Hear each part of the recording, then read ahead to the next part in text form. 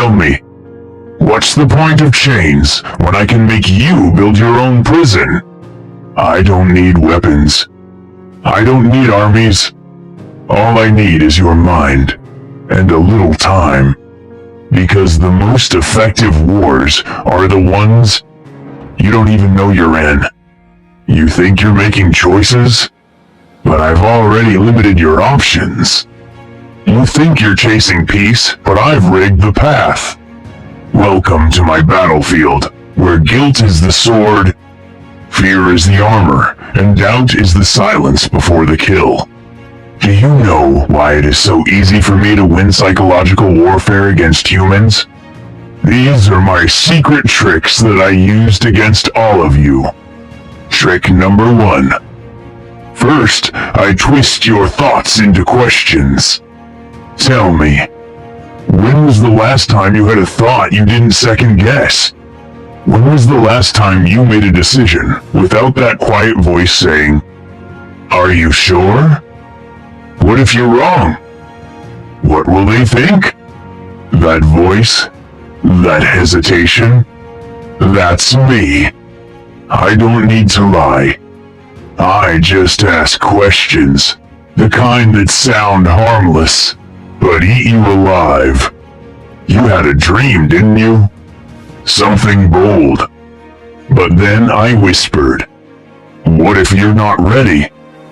What if you fail in front of everyone? And you paused. You told yourself you were being reasonable. It's smart to think it through, you said. But the truth? You weren't thinking. You were spiraling. Because I twisted your clarity into confusion. And confusion? That's my favorite battlefield. You thought you were just being cautious. But tell me, how many opportunities have you talked yourself out of? Not because they weren't right, but because I made you doubt if you were? Here's my trick. I use your voice, not mine. Your tone, your logic, your fear. So you don't even know I'm there. You just think you're being realistic. You call it overthinking. I call it obedience. And once I've planted enough what-ifs, you'll forget what certainty ever felt like. I don't even need to pull you back. You'll do it yourself. I don't attack your beliefs, I just make you unsure of them. I don't need to stop you, I just make you pause. And pause. And pause. You think you're being careful. But really, you're being caged by your own questions. Questions I wrote. But here's the part that should scare you. I don't stop at one. I stack them until every thought leads to another doubt. Until you're lost in your own head and calling it thinking. You wanted clarity. I gave you chaos. And you thanked me for it. But if I can get you to question yourself, imagine what I can do next. Because the moment your mind becomes a loop, I start spinning it faster. And in the next, you'll see how I take those questions and turn them into mental cages you can't climb out of. Curious? You should be. Because I've already started asking questions. You'll never stop answering. Trick number 2. Then I turn questions into loops.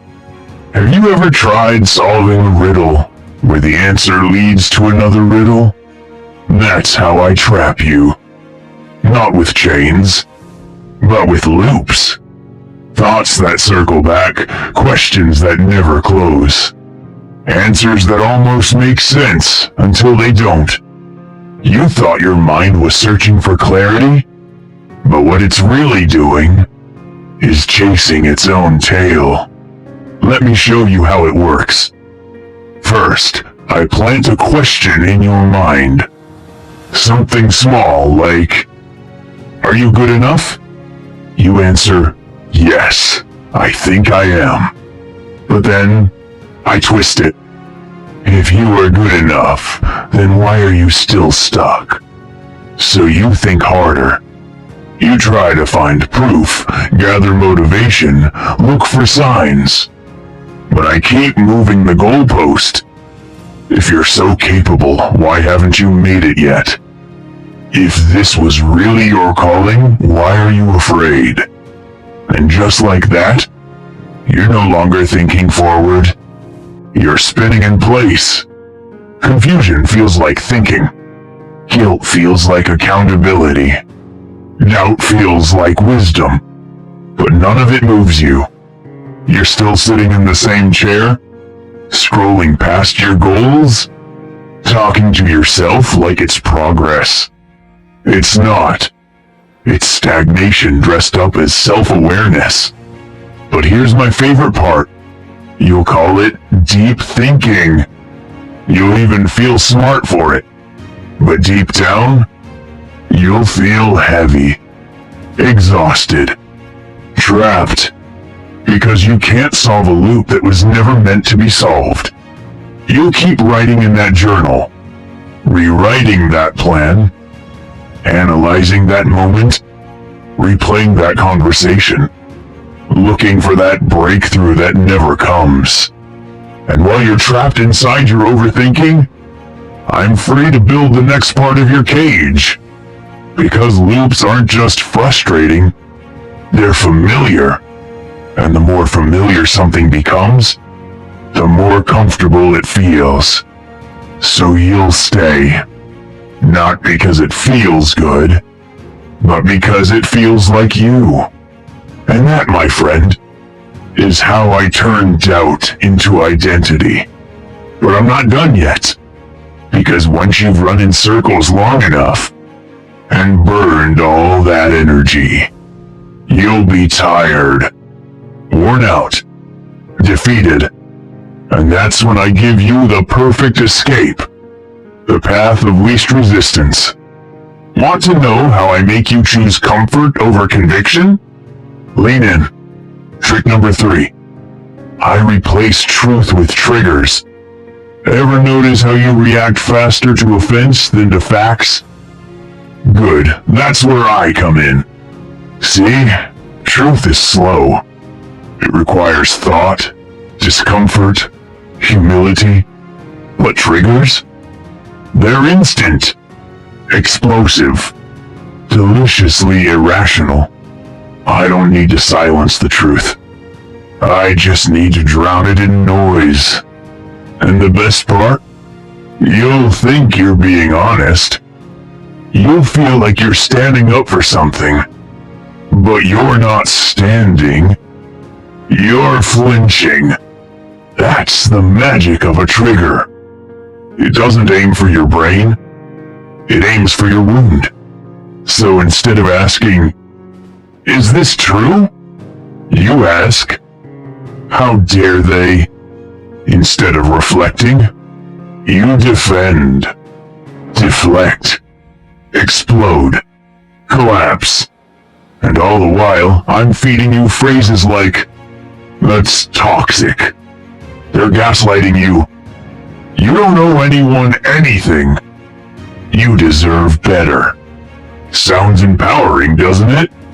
But when you use power to escape growth, you shrink. See, I don't care what side you're on. Politics, relationships, career, social causes. As long as you react instead of reflect, you'll never move forward. I'll turn healthy advice into manipulation. I'll turn someone's concern into control. I'll make boundaries your excuse to never connect again. Because once I replace truth with how you feel about it, I win. Now every hard truth feels like an attack. Every disagreement feels like betrayal. Every correction feels like shame. And you start filtering your reality through offense. You stop seeing people. You start seeing enemies. You stop solving problems. You start defending your triggers. And I smile, because you've forgotten what it means to listen. You're no longer seeking truth. You're seeking safety, comfort, control, even if it costs you your peace. Even if it costs you the truth. And when someone finally tries to break through, with clarity, compassion, even love, you won't hear them. You'll hear me.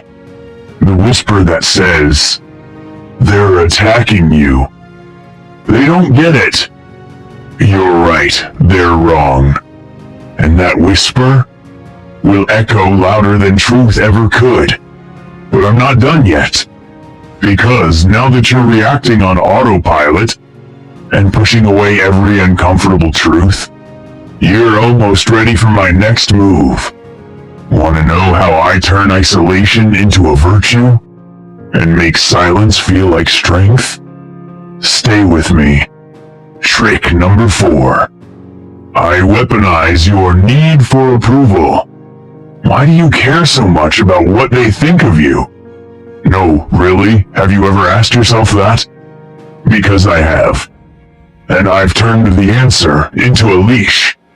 You call it kindness. You call it being considerate. You dress it up as empathy or emotional intelligence. But deep down, it's fear. Fear of disapproval. Fear of not being liked.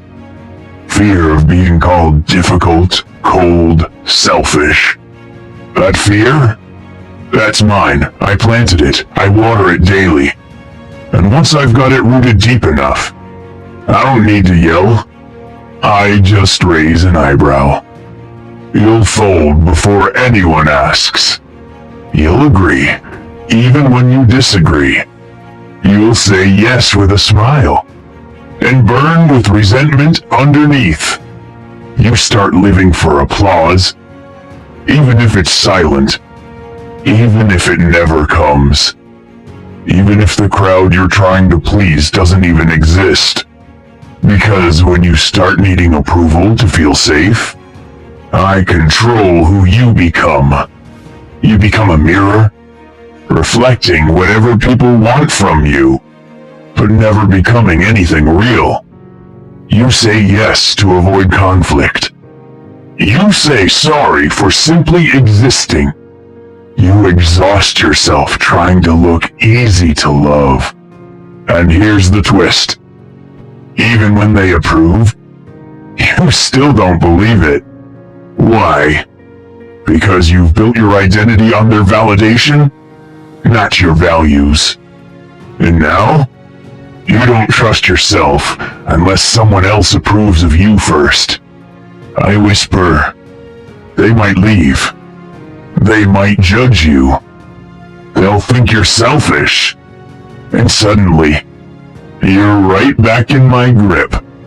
You think you're being nice, but you're just being obedient. You think you're being humble, but really, you're terrified of standing alone. I don't need you to sin. I just need you to bend. Bend to pressure. Bend to perception. Bend until your spine forgets what it feels like to stand. And once you're hollow enough, I'll pour in whatever version of you the world likes best. You'll become everyone and no one. But if you think that's bad, wait until you see what happens next. Because after I've trained you to live for their approval, I teach you how to hate yourself when it's not enough. Ready to hear how I do that? Lean in. The final twist is my favorite. Trick number 5. By the time you notice, you're already rewritten. Ever wonder why you can't recognize yourself anymore? Not on the outside. No, I mean in the quiet. When the noise fades. When no one's watching. When the performance ends and the mask slips. That's when it hits you. You've become a stranger in your own skin. But here's the sinister truth. This didn't happen all at once. It wasn't a violent takeover. It was a slow surrender. Tiny compromises. Muted boundaries. 100 little lies you told yourself just to stay accepted. Just to be liked. And I watched. I watched you say yes when you meant no. I watched you laugh when it wasn't funny. I watched you shrink yourself to fit their comfort. And every time you did, I carved a little more of the real you away. Piece by piece. Value by value. Truth by truth. Until all that was left was performance. You wear the right clothes. Say the right words. Post the right takes. Smile the right smile. But it's not you anymore, is it? It's just a collection of expectations that you mistook for identity. And now, when you try to speak your truth, you choke.